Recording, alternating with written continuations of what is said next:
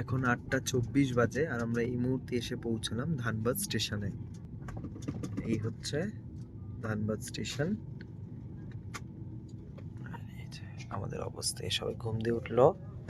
আমার বউ এখনো ঘুমাচ্ছে, আর আমি আর শানু বসে বসে এখন বউ পাহারা দিচ্ছি। ডিনার চলে এসছে। এই যে সবাই একদম ঘুম টুম থেকে উঠে ফ্রেশ একদম সবকটা।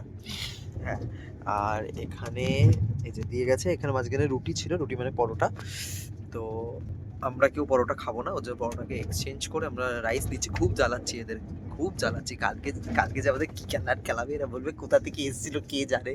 তো যাই হোক, ওরা বললো যে রাইস চেঞ্জ করে দিচ্ছে, দিয়ে যাক, তারপর তোমাদের সাথে শেয়ার করছি কি কি আছে। এখন আমরা ডিনার করতে বসে গেছি। আজকের মেনুতে আছে হচ্ছে রাইস, তার সাথে এখানে চিকেন কষা, ডাল, আর এখানে আলুর একটা সবজি মতন মানে ভাজা মতন আছে, দই, এখানে পিকেল আছে, আর সল্ট। কেমন মুটকি? ঠিকঠাক। বর্ষা কেমন? ঠিকঠাক ঠিকঠাক। তো এখানে পরোটা থাকে, যেটা পরোটাটা আমরা চেঞ্জ করে দিয়েছি, তার বদলে রাইস নিয়েছি, কারণ আমাদের খুব একটা পছন্দ না পরোটা কারোরই।